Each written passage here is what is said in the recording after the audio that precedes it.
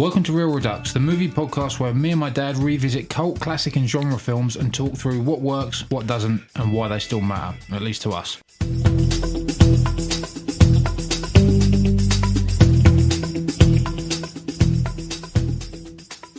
Okay, so would you like to tell everyone what we're watching this week? Certainly, yeah. It's 1980. It's a nautical-based horror directed by Alvin Rakoff.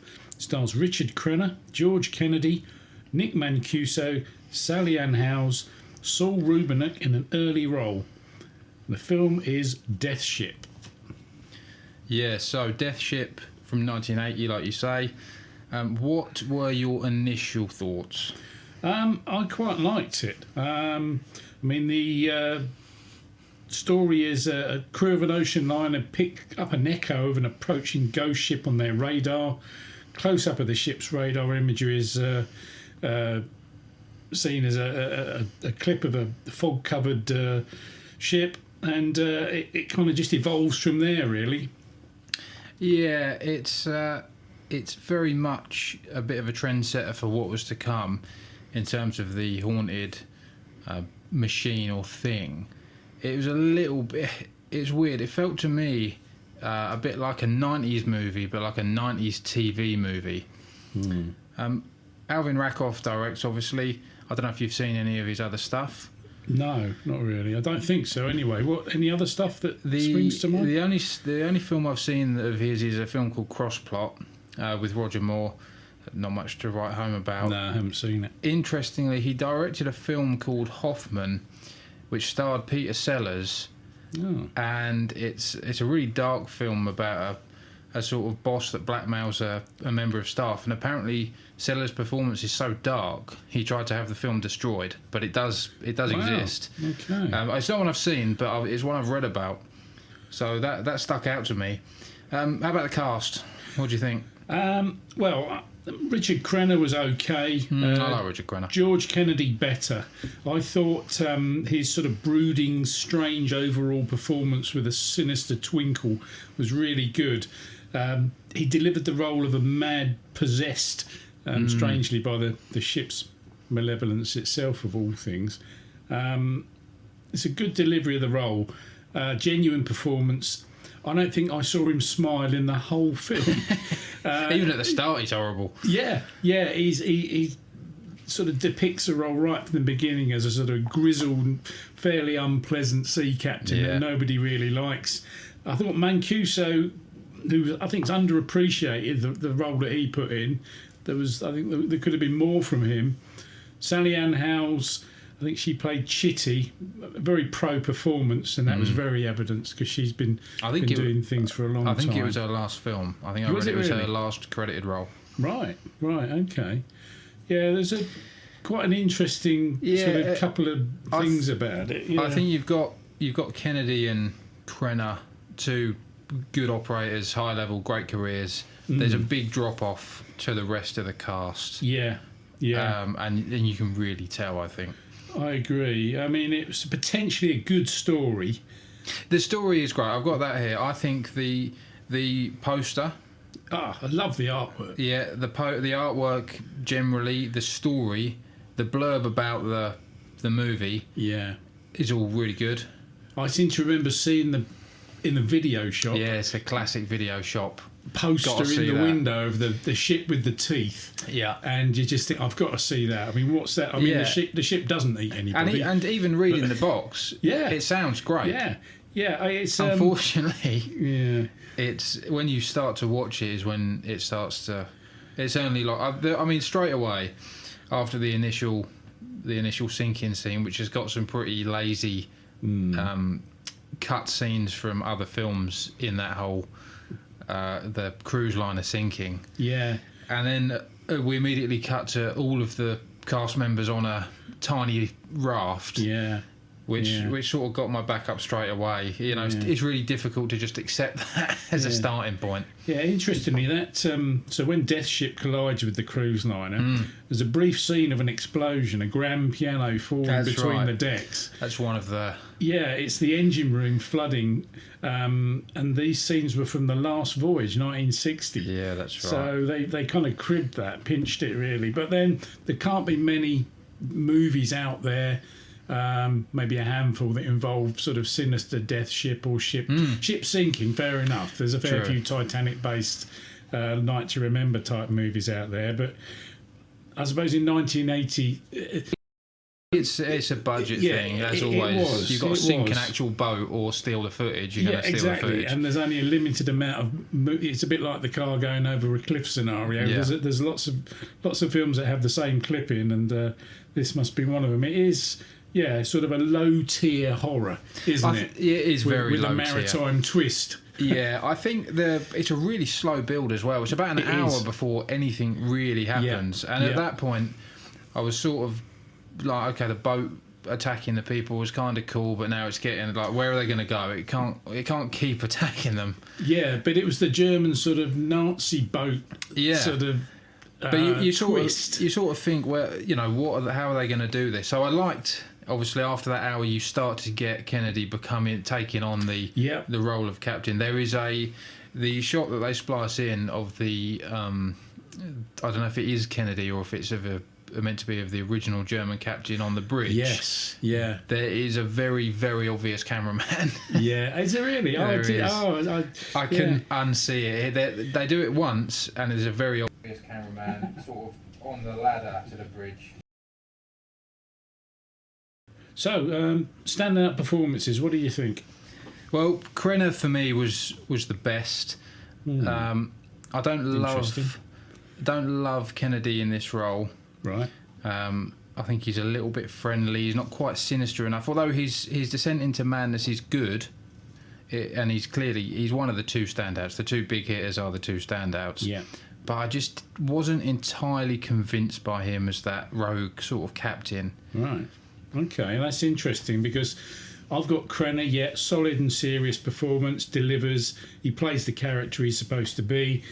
But contrasting to, I thought, a better performance by Kennedy. Kennedy's madness I really liked. He's a man of few words. He doesn't say many. The ones he says are usually nasty, and there's not too many of them. But he plays a really prickly, evil, possessed captain very well, I thought. Very believable character.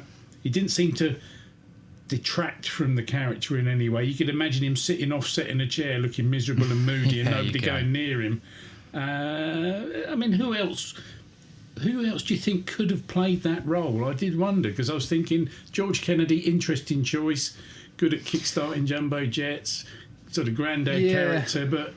It's difficult, I think, in this era... Who you would plug into that role? It's quite a strange cast. They're all very different, but they're not really given particularly different roles. They're just no one has any standout characteristics other than Kennedy. Obviously, exactly. He takes on the mad captain. They're all sort of also rans. They are. See, when I think of evil, I was thinking maybe Jack Palance. Sharp, chiselled features, looks a bit like a nautical captain, but great in a uniform. Yeah. I'm sure they give him black outfit to wear, so we'd be happy with that. Yeah, Palance would be a great choice. Yeah, and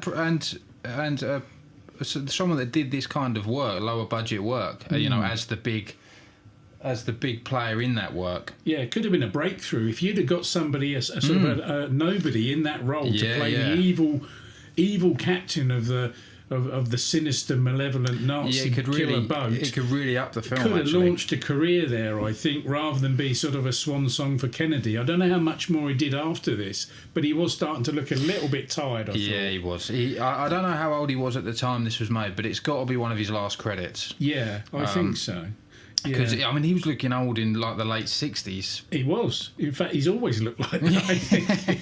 He's just got one of those faces. And he was in Police Squad, of course. Yeah, of course. I can't help Probably most famous for Police Squad, I can't help but think of him with Frank Drebin in Police Force. It was Police Squad, wasn't it? Yeah, that's right. And that kind of, just that image, and then the evil captain, I kind of struggled with seeing him in that role, waiting for his next funny line to come out. Yeah, that is true. Typical problem with typecasting, I suppose. Well, you own a role so much you can't be anything else. Yeah, a role that was that popular.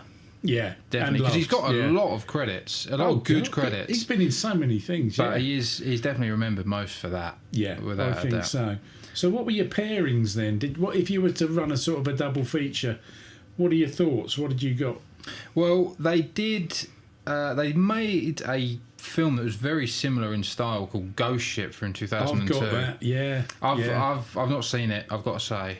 No. Reviews are very much mixed about whether it's better. It doesn't actually claim to be a remake, but it's other than the World War II Nazi boat aspect, it's basically blow for blow haunted boat. Yeah, it's a pretty narrow avenue haunted boat, isn't it? Yeah. If you make another one, it's gonna get linked to this. Yeah. Any other thoughts on pairings? All your sort of standard stuff. The car.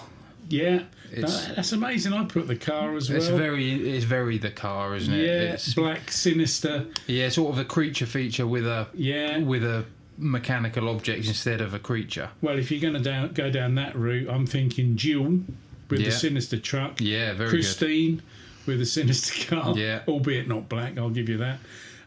There's a very good film that I like with Jamie Lee Curtis in called Virus, 1999. Okay. Interesting. And it's a salvage boat, and they come across this huge Russian tech boat in the middle of nowhere, and they climb aboard it, and something's not right, and the tech's taken on a mind of its own, and it starts attacking people. They're trying to strip it out and salvage it and claim it and drag it back to harbour. But it is very much kind of a death ghost evil possessed ship that's well worth a look. Some good performances in that 1999 Virus, but it's worth very similar. It's the first thing that popped into my head when I saw this. I mean, The Last Voyage, obviously, because of the credit with the that's true. Yeah, that's true. That would probably work. Yeah. The rumour is that this is or was very much written to be like The Shining. Really? And it even beat it to release by 3 months, I think, with the idea of stealing some of its thunder. Obviously, got that wrong badly. Yeah. But I sort of get it. The captain, obviously, is the Nicholson character. Yeah. Jack, is it? Yeah. Yeah, the crew, the family, the boat, the hotel. Yeah. You know, I can see the parallels. You can see someone seeing a early draft copy of The Shining script. Yeah. And thinking, oh, I could pinch that and just tweak it. Put it on a boat. and this is what you get. But it's, as horrors go, it falls a long way short of doing anything particularly well. The atmosphere is pretty creepy. Yeah. That first hour where it builds and builds is good. Yeah. When it ramps right up, the initial bit when Kennedy it becomes the captain, I think is good. Yes. When the woman eats the sweet. Yes. Oh, yes. And then he strangles her. About that. Yeah, that's right. That's all really good. And then good idea. And then it goes on to that next bit where it's trying to ramp up again, and the guy gets caught in the fishing net. Yeah. There's that some wasn't really entirely believable. There's some really when Krenner and somebody go into the cellar or whatever. I think it's. Yeah, that may even be before the fishing net, and they down find into the hold, and they find all the bodies, the really, really bad, practical effects, and they find all the fillings from the teeth. And I don't know if they were going with like a torture boat kind of angle. I think someone even mentions like, was this a torture boat? Torture. Oh, I see. What with the Nazi but they never really go anywhere with dark, it, though, isn't it? If you're going to go down a horror movie, yeah. Well, they sort of touch on it, don't they? And there's obviously the corpses down there, but they don't really flesh it out. I don't think they dare really, because that's dangerous ground. If you're going to do a movie, that's going to upset a lot of people. I think if you're going to do that, it's all a bit light, isn't it? And it is. I thought if they redid it, they could make it a lot tougher. Yeah, if they did it today, it could be quite brutal. It could be really good. They'd have to lose the German Nazi boat element. They'd have to make it more contemporary. But maybe that's what Virus was trying to get at, because that's a Russian tech boat with a very I suppose that would be the threat of the time, the sort of AI, the Soviet threat, even at that point, and live tech and things like that. So, what would you score it if you had to give it a score then? Well, I have gone I've given it a 2-star out of 5. Right. It rates at 2.5 on Letterboxd, 4.8 on IMDb, so very much straight down the middle. Okay. I think it's one of those films that maybe if you watched it as a kid and really enjoyed it, you might have a soft spot for it. Yeah. It's as a film, there's not a lot to write home about. It's very forgettable, you know. True. I think that had it not been George Kennedy, it would have been an extremely low score from me. Out of 10, I'm thinking 2 or 3 even, because there was nothing really there that I enjoyed. Yeah. George Kennedy's brooding sort of unpleasantness I enjoyed. So I'm saying 5 out of 10, straight down the middle, halfway. Pretty much where everyone's An at. underperforming horror movie, could have been so much better. The cover of the DVD and the video shop flyers promised so much more. Yeah, that's the problem. The teeth with shark, the boat with shark teeth. I was thinking this is going to be amazing. I mean, the artwork alone sold it to me, and I was sadly disappointed with the overall story. It kind of dragged on a bit. It did drag on. Predictable. Few horror things thrown in just to keep it alive. Yeah. And George Kennedy just to keep the thing ticking over, but I wouldn't watch it again. You can tell the era it's from because it sells you on the box art. It's got 2 good names. Yeah. It's got a great piece of cover art or poster. Trailer, there's enough there to make a brilliant trailer. Yeah. But the second you bought a ticket and sat down, you would feel where's this cheated. going? And it's kind of churning out the same old stuff, isn't it? New setting, put it on the 7 Seas, make it into a boat, and the boat charging up going to sink the other one. Yeah, you know. I've got to say, to be fair, the exteriors of the boat are good. It's a sinister looking thing. It's a really good looking set. When it sort of like cruises off into the distance at the end, they got some of that aspect right. I think, they did. I mean, there's something very imposing about a big rusty steel evil looking boat. Or anything lorry, like you go car, back to Duel. Yeah, it's exactly. the same thing. You know, it's the look. Yeah, it is, and the car for that matter. It's this sort of unknown quantity within the black metal box that with uncontrollable evil contained within, you know. But yeah, good, but sadly lacking, I thought. Yeah, I found the same. It was a bit of a drag. The 2 is inflated for a couple of good lead performances, even though I didn't love Eastman, Kennedy. Sorry, he was comfortably good enough to bump the score a little bit. If you didn't have the 2 bigger stars in those 2 lead roles, this would be. I mean, it just would cease to exist. No one would remember it even. I've got 3 interesting facts that I managed to find when I was looking about to see if I can find some more material on this, and just to give you something to look for if you do decide to have a look at this. Here's some little Easter eggs to find. So when the crew of the ocean liner picks up the echo of the approaching ghost ship on their radar, the close-up of the ship's radar, the imagery is a reverse image video clip of the fog-covered Skull Island taken from King Kong in 1976. Interesting. So that's if you're a real movie fan, you'll be able to identify with that. We've already talked on the explosion. The grand piano is from The Last Voyage. And interestingly, it's written by John Robbins. Now, he's known for the Benny Hill Show, of all things. There you go.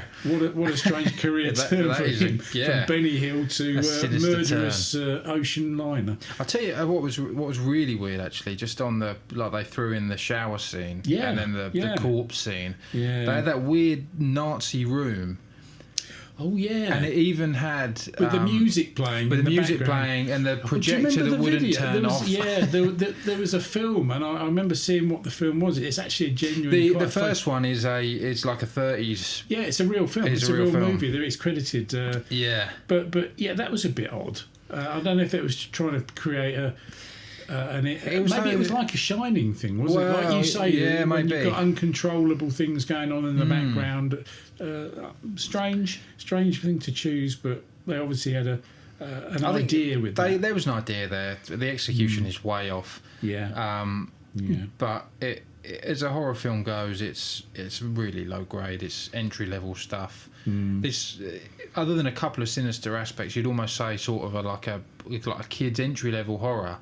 But other than if you cut out maybe a few scenes, it's not actually very scary. underlying dark theme, I think, as well, which is odd. But anything set on the sea, if you don't like the sea and you don't like large boats, it's going to make you feel a bit uneasy.